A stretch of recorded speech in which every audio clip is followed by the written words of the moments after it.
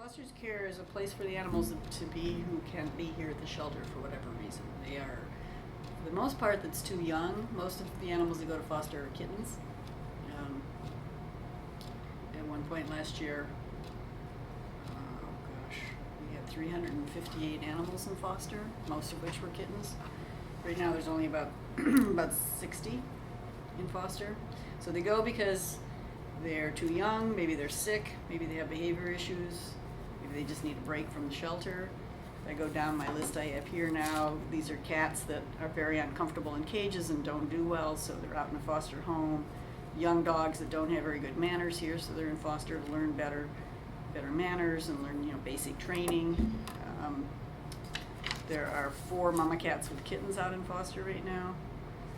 There's a dog that had a chronic respiratory infection that wouldn't go away here at the shelter but is fine in foster.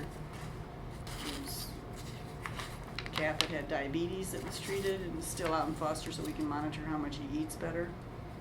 There's some older cats that didn't want to eat here because they were depressed. Sent them out to a foster home and they started up okay. A couple little kittens. So just various reasons why they can't be here. Well, my name is Janet Taylor, and been fostering cats for many years. For the Humane Society, I've been doing it for a couple of years now. My name is Rachel Taylor, and I've been a foster parent for a couple of years now, not counting all the work I did before I came to the Humane Society. Well, we got the amount of kittens that we have. We have 6 kittens, and they were born here in this room. And the mom came in very pregnant, and they said could happen any minute.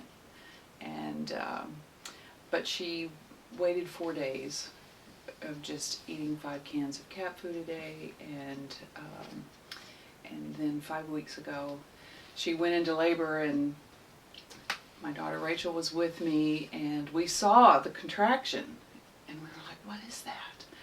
And I said, "Oh my goodness, that's a contraction." And 30 minutes later, she had her first kitten, and it took about 4 or 5 hours for all the kittens to be born, and it was just really magical.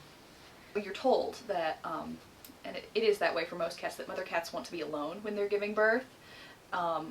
Me and my sister came in, and she was like, she hadn't given birth to any kittens yet, and she tried to climb on my sister's lap while she was giving birth. Like, if we hadn't shooed her back into the cage, she would have given birth on my sister's lap. She was really chill about it. How many kittens have I fostered? It kind of becomes a blur, because we kind of have this rolling admissions here where we take 2 or we take 6, or sometimes we've had as many as 11. And but I guess over the past couple of years it's somewhere around 150, 200 cats have come through the house. They shower us with affection whenever we come in. It's like if you ever want to go into a room where you will just be unconditionally loved by bunches of furry things, this is a great place. And they like it. They love people, this group.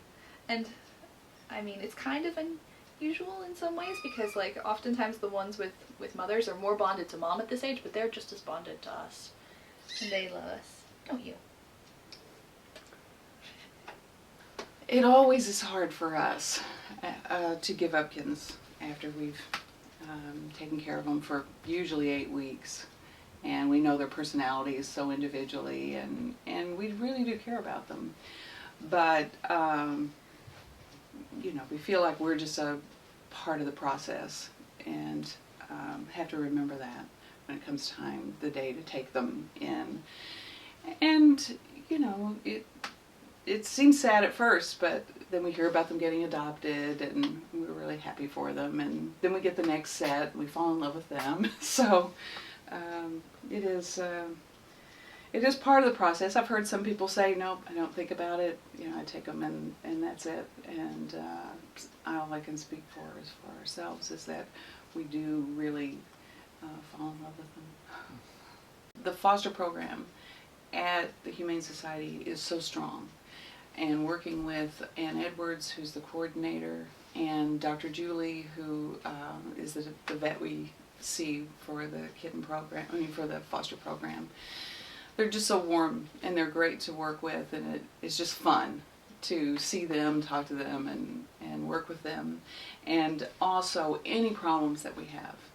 If well, with one of the cats that we adopted, we came in one morning and he wasn't really breathing. He looked like he had passed. And Anne came at 6 a.m. and took him back to the shelter and gave him fluids, called me at noon and said, he's fine. But she got up early, came here, you know, went that extra mile to save one more animal, you know, and she just never loses energy it really cares about each individual animal.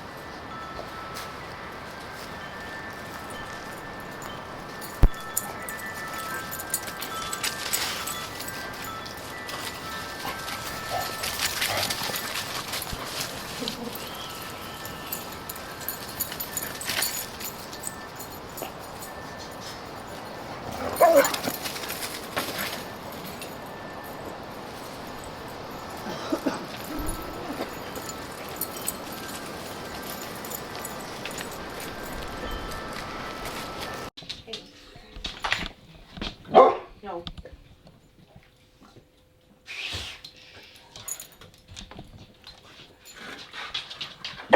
No, we're not gonna do that. No, maybe not. Maybe the answer is no.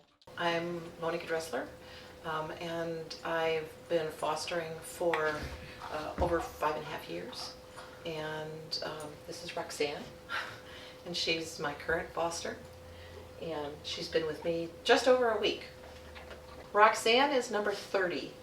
So over the 5.5 years, I've fostered 30 dogs. And most of the time, it's just one at a time. Right now, I have Roxanne and I have Noodle, which is rare. But Roxanne was with another foster, and she was then going to be dog sitting. So fosters help each other out, and so Roxanne then came and stayed with me short term. We're looking for another more permanent foster for her, so hopefully that will happen soon. Actually, I think the most important thing is that the Humane Society of Huron Valley is really able to have a really high save rate and saving animal lives because of foster. It's often that an animal will come in with medical conditions, or sometimes has had to have some operation, needs to have some healing time. There often are a fair number of dogs that come in that are heartworm positive and then need heartworm treatment, or animals that have behavior issues that just don't do well in a kennel environment. All the activity of people coming in and out and other dogs, and that in other shelters, those animals often will get put down because they just can't keep them, and they don't show well, they're not adoptable, because they just get so excited or are so nervous. Where if you can have the dog in a home environment, then the dog is able to really be able to just be a normal pet. If there are any behavior issues, we can work on that. So a lot of times it's helping a dog that's been under-socialized or not even socialized at all. A lot of strays will come in, have never walked on a leash, and so they have a chance to learn that and then go to families and have a normal pet life. Is it hard to give up the animal? That's the number one question that I get is it hard to give the animal up? And I will admit there are some of the animals that I really adore, particularly if they've been fostering with me for a long time. But I like to remind people or tell people it's like you've been dog sitting, right? And for a short amount of time, they're going to stay with you, and you're going to treat them as your own dog, and then they're going to go off with their new family. And particularly when they're getting adopted, the family is excited, the dog's excited, everybody's happy. It's really exciting, and it's a great thing to be part of experience with. I still maintain a fair amount of contact with people who have adopted my foster dogs. So, I see pictures of them on Facebook, or they'll post and send those on other venues. So it's nice to stay in contact. Also, I might see some, those alumni at Walk and Wag in the spring, and be able to see them around. So it's not like you're keeping a dog and then you're giving up. You know that the dog is going to just be with you for a short amount of time.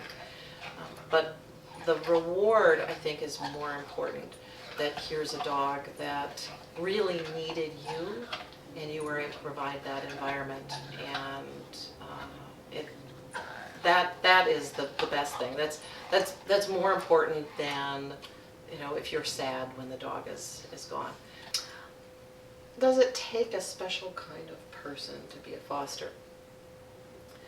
I think it helps if you know something about dogs and if you're interested in dog behavior, because then you're able to watch what is the dog doing. You can have a little bit of an idea about what to watch for. However, I think really just a love of dogs is something that's important. And if you enjoy dogs, if you like dogs, then fostering dogs is, can be for anybody.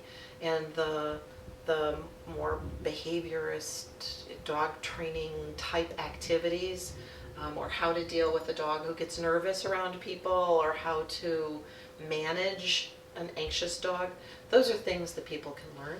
So if you just care about dogs and you want to see the best for their welfare, those are the opportunities then, that anybody can foster.